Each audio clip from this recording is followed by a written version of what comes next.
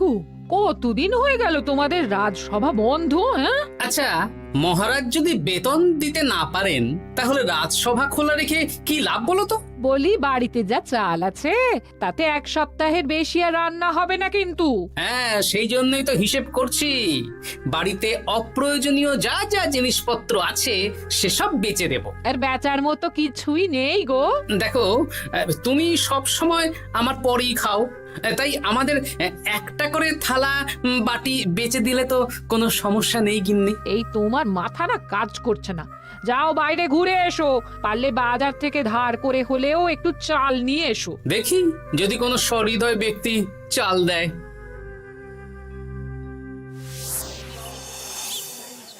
না গোপাল দাদা, বাজারের অবস্থা খুব খারাপ, আর আমি ধারে বিক্রি করছি না। আহা, আরে আমি কোনোদিন তোমার একানাও বাকি রেখেছি বলো?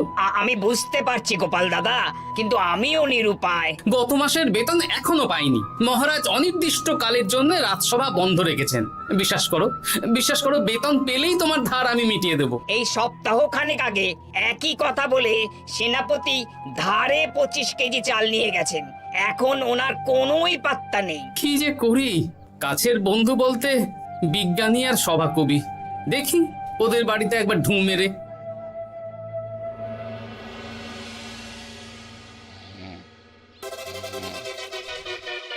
কৃষ্ণনগর কৃষ্ণনগর কৃষ্ণনগর শূন্য। হ্যাঁ, এবারে একটা মোহরও নেই। জাহাপানা সর্বনাশ হয়ে গেছে। কি হলো? পালে বাঘ পড়েছে নাকি? এই ঘুমের 12টা বাজিয়ে দিলে। জাহাপানা, এবারে কৃষ্ণনগর থেকে একটা মোহরও খাজনা আসেনি। হ্যাঁ, বলো কি? 1 মাস আগে বাৎসরিক খাজনা দেওয়ার শেষ দিন ছিল, কিন্তু এখনো একটা মোহরও খাজনা আসেনি। না জাহাপানা। পড়েছে এই বেগমের জন্য হীরের হার, হীরের কানের দুল, হীরের নাকছাবি বানাতে দিয়েছি। উজির, যা হোক করে কৃষ্ণনগর থেকে আমার খাজনা চাই চাই। তাহলে তো কৃষ্ণচন্দ্রকেই তলব করতে হবে। যা করার করো। বাবা, এই সময় তোমার শখ হয়েছে ময়না পোষা? আরে না না, আমি পুষিনি। একটা পশ্চিমের গ্রামে কদিন আগে ঘুরতে গিয়েছিলাম। আচ্ছা, ওখান থেকে নিয়ে এসেছো? না, তাও আনিনি, ছোলা খেতে দিয়েছিলাম। দেখি তারপর আমার পিছনে পিছনে উড়ে উড়ে চলে এসেছে। বাহ বাহ বাহ, এ তো ভালো কথা। বিয়ে তো করলে না, তাও একটা সঙ্গী জুটেছে। এ যে সে পাখি নয় গোপাল, এ ময়না কথা বলে, দেখবে। এই ময়না, বলো তো গোপাল এসেছে। আরে বাস, বলো তো গোপালের ভুঁড়ি আছে আমার নেই। বেশ বেশ বেশ। এ ভোরবেলা আমার কাছে আসে, সারাদিন আমার কাছে থাকে, আবার সন্ধে হলেই নিজের বাসায় নিজে নিজেই ফিরে যায়। বুদ্ধিমান পাখি। ওই গ্রামে শাখে শাখে ঝাঁকে ঝাঁকে ময়না। বেশ, বুঝলাম। তা বিজ্ঞানী, তোমার কাছে আমি আসলে একটা দরকারে এসেছি। বলো কি দরকার? আসলে ওই টানাটানির সংসার চলছে, বুঝলে। বাড়িতে চাল বাড়ন্ত, কদিন পরে হাঁড়ি চড়বে না। তুমি কিছু পয়সা ধার দিতে পারবে? আরে এমন করে বলছো কেন? আমার তো সংসার নেই, এত খরচও নেই। তুমি বাড়ি যাও, আমি 2 বস্তা চাল পাঠিয়ে দেব। ধন্যবাদ বিজ্ঞানী, তোমার মতো বন্ধু পাওয়া মুশকিল। বন্ধুত্বে এইসব ধন্যবাদ দেওয়ার দরকার নেই, একে অপরের পাশে থাকলেই হলো।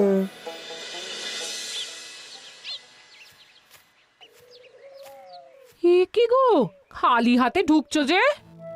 বিজ্ঞানী আমাদের 2 বস্তা চাল পাঠাবে, তাই কিছুটা হলেও চিন্তা কমলো, বুঝলে। ওমা, এই তো সারা বাজার ঘুরে তো ধারে চাল পেলাম না, অগত্যা বিজ্ঞানীর বাড়ি গেলাম।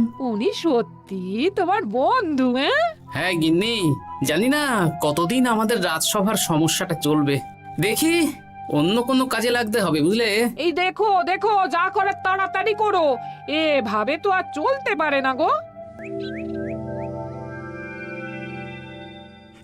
কি নবাব বাহাদুর আমাকে ডাকছেন? হ্যাঁ, জাহাপনা আপনার উপরে রেগে আছেন।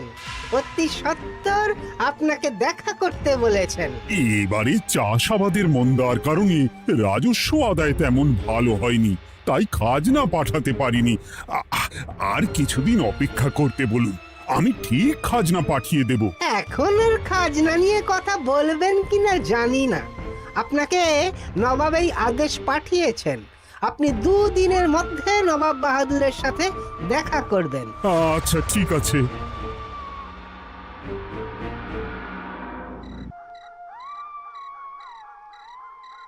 মহারাজ, এই বিপদের সময়ে আপনাকে একমাত্র একজনই সাহায্য করতে পারে, আর সে হলো গোপাল। আমি কোন মুখে গোপালকে ডাকবো বলো তো রানী? দীর্ঘদিন ওদের বেতন দিতে পারছি না। গোপাল এরকম স্বার্থপর মানুষই নয় যে নিজের কাজের সময় কাজী আর কাজ ফুরলে বাজি হয়ে যাবে। আপনি একবার বলেই দেখুন না। বেশ, তাহলে আগামীকাল সকালেই গোপালকে ডেকে পাঠাচ্ছি।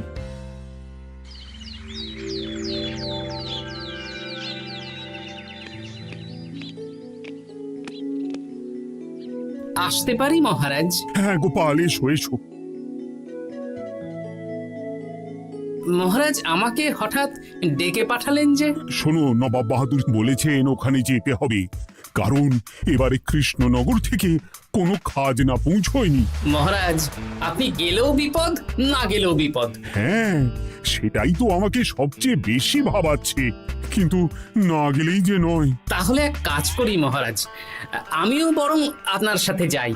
যা বিপদ আসবে একসাথে লড়বো। ও গোপাল, তুমি যেন আমার বুক থেকে পাথর নামিয়ে দিলে। তোমাকে যে কি বলে ধন্যবাদ জানাবো। তাহলে কখন বেরোবেন বলুন? আজকে সন্ধ্যের দিকে বেরিয়ে পড়বো, তাহলে কাল সকাল সকাল মুর্শিদাবাদ পৌঁছে যাব। কতদিন থাকতে হবে তো কিছুই জানি না, তাহলে ওই 3-4টে জামা কাপড় ধুতি নিয়ে নেব, কি বলেন? হ্যাঁ হ্যাঁ, তাই নিও। তাহলে সন্ধ্যাবেলা রাজবাড়িতে এসো, একসাথেই বেরিয়ে পড়বো। আচ্ছা মহারাজ। বলি, তোমার কি মুর্শিদাবাদে না গেলেই নয় গো? আমাকে তো যেতেই হবে গিন্নি। জানি নবাব বাহাদুর কিভাবে ছক করে কল করে, তুমি সাবধানে থেকো গো। দেখো, আমি যখন যাচ্ছি তখন নবাব বাহাদুরকে এবার সাবধানে থাকতে হবে। হ্যাঁ, ঠিক আছে, মাথা ঠান্ডা রাখবে, বেশি ওস্তাদি করতে যাবে না। এমনিতেই আমাদের অবস্থা এখন ভালো নয়। আরে তুমি অতিরিক্ত চিন্তা করো না তো গিন্নি। জাহাপনা, কন্যাগুলো কবে আসবে? এখনো 2-3 দিন সময় লাগবে বেগম। এত সময় লাগছে কেন জাহাপনা? দেশের কোণে কোণে খুঁজে সেরা সেরা হিরে দিয়ে বানানো হচ্ছে যে, সময় তো লাগবেই বেগম। তাহলে তো অনেক খরচ হচ্ছে। তাও হচ্ছে বটে, কিন্তু তোমার জন্য আমি সব করতে পারি। আমাদের মুর্শিদাবাদের হীরালালের হাতের কাজ দেশের সেরা। আপনি সত্যি আমাকে ভালোবাসেন, আমার জন্য এত খরচ করে গয়না বানিয়ে দিচ্ছেন। তুমি খরচ নিয়ে এত চিন্তা করো না। কৃষ্ণনগর থেকে এই বছর ভালো খাজনা প্রাপ্য ছিল, কিন্তু এখনো একটা কানাকড়িও আসেনি। তাহলে আপনার গয়না বানাতে যা খরচ হবে সব আপনার সিন্দুক থেকে দিয়ে দেবেন। না না না, কৃষ্ণনগর থেকেই আদায় করব, ওকে তলব করেছি। আচ্ছা, সহিস, গাড়ি ছাড়ো। যথাজ্ঞা মহারাজ। এই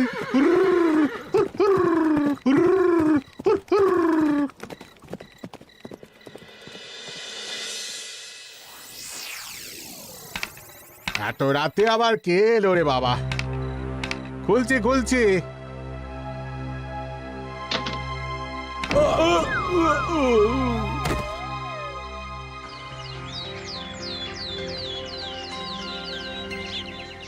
সর্বনাশ হয়ে গেছে জাহাপানা। কি হয়েছে হীরালাল? নবাব বাহাদুর, মহারাজ কৃষ্ণচন্দ্র আর গোপাল এসেছেন আপনার সাথে দেখা করতে। ওদের দরবারে আসতে বলো।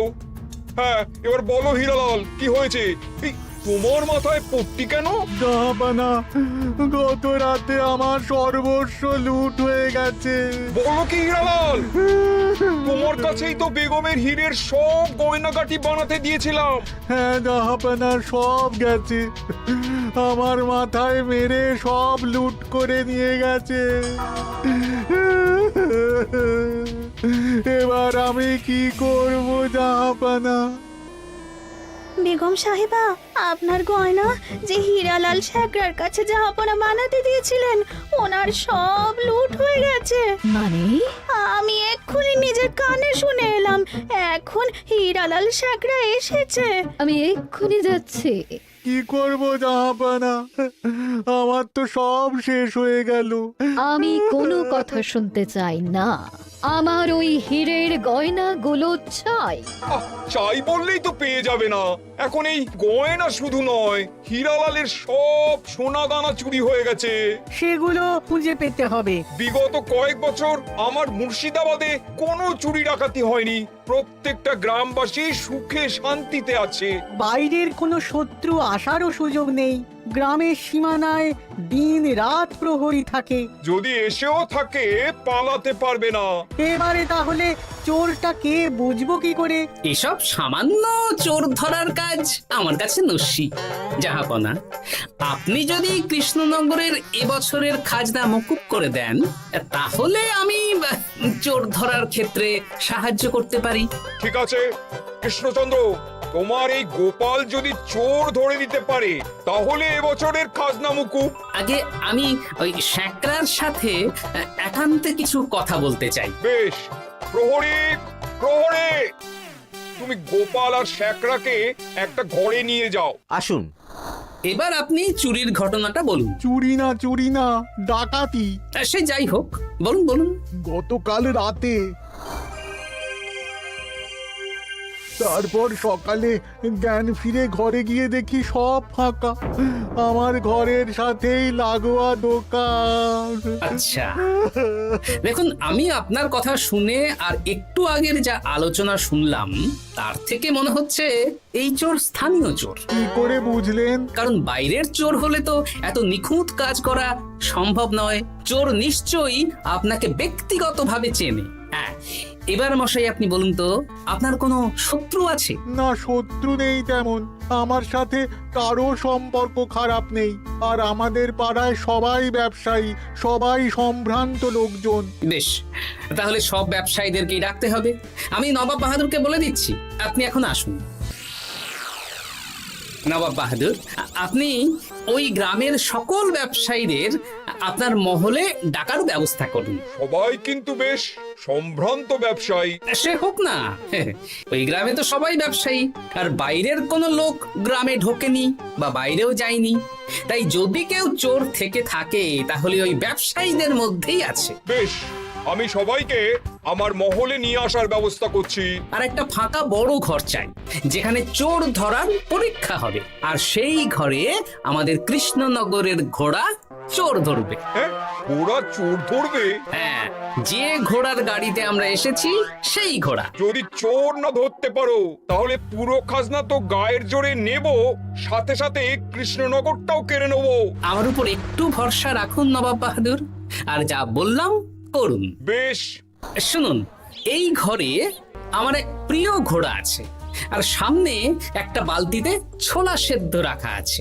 আপনারা সকল ব্যবসায়ীগণ একে একে যাবেন, দরজা ভিতর থেকে বন্ধ করবেন, আর ঘোড়াকে এক মুঠো করে ছোলা খাইয়ে ফিরে আসবেন। তারপর কি বাড়ি চলে যাব? না, সবার ছোলা খাওয়ানো হয়ে গেলে আমি ঘোড়ার কাছে যাব, আর ঘোড়া কানে কানে আমাকে বলে দেবে কে চোর। তাহলে আর দেরি কেন, সবাই একে একে যাও।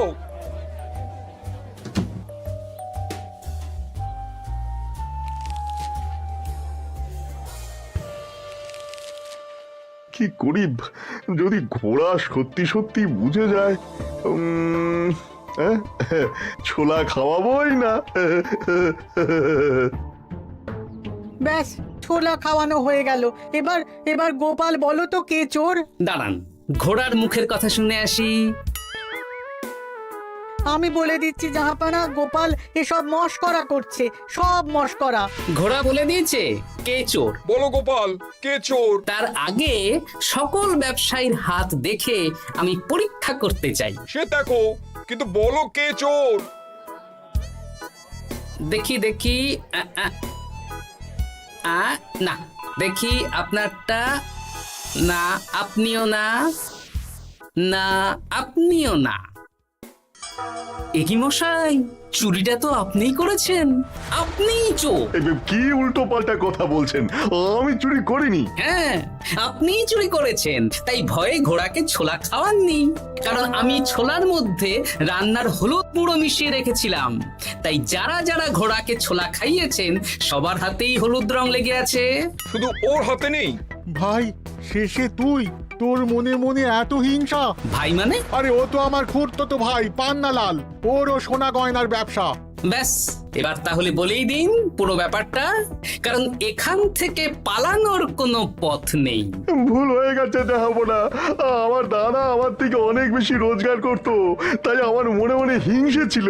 তারপর বেগম সাহেব আর হীরের গয়না বানানোর এত বড় বায়না পেল, তাই হিংসা আরো বেড়ে গেল। আর তুই চুরি করলি? চুরির সব জিনিস কোথায় আছে? আমার বাড়িতেই আছে জাহাপনা। সাব্বাস গোপাল, সাব্বাস। তোমার কি বুদ্ধি! তাহলে জাহাপানা, কথা মতন আমাদের এই বছর তাহলে খাজনা দিতে হচ্ছে না। না, কথা যখন দিয়েছি তখন আমি তো আর কথার খেলাপ করতে পারি না। আচ্ছা গোপাল, তোমার তো এত বুদ্ধি, আমার একটা শখ পূরণ করতে পারবে? কি শখ বলুন নবাব বাহাদুর। আমার অনেক দিনের ইচ্ছে একটা হাওয়া মহল বানাবো, কিন্তু ঘরামি রাজমিস্ত্রি কেউই বানাতে পারবে না বলছে। তুমি কি বানিয়ে দিতে পারবে? আগে পারবো জাহাপনা, কিন্তু তার বদলে আমি কি পাবো? আগামী 5 বছর কৃষ্ণনগরের খাজনা মুকুব, আর তোমাকে আমি 100 মোহর উপহার দেবো। বেশ, তাহলে আপনি আমাকে দিন 7 সময় দিন, আর 7 দিন পরে আমার বাড়ির সামনে চলে আসুন। হাওয়া মহল বানিয়ে রাখবো, আপনি নিয়ে যাবেন। বেশ, তাহলে 7 দিন পরে কৃষ্ণনগরে দেখা হচ্ছে। যদি না বানাতে পারো তাহলে কিন্তু আগামী 5 বছর কৃষ্ণনগরকে দ্বিগুণ খাজনা দিতে হবে, এই আমি বলে দিলাম। বেশ, রাজি।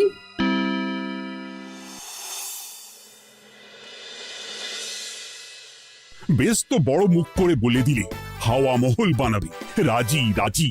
এবার যদি না বানাতে পারো, সব তো উল্টে যাবে। আপনি চিন্তা করবেন না মহারাজ, নবাব বাহাদুর আমাকে প্যাঁচে ফেলতে চেয়েছেন, তাই আমিও ওনাকে ঘোর প্যাঁচ দেব।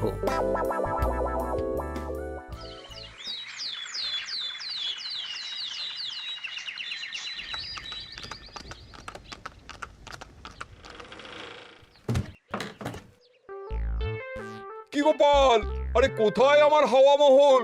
7 দিন হয়ে গেছে তো, তাই মহল দেখতে চলে এলাম। কাজ একদম শেষ পর্যায়ে, চলুন পশ্চিমের মাঠে চলুন।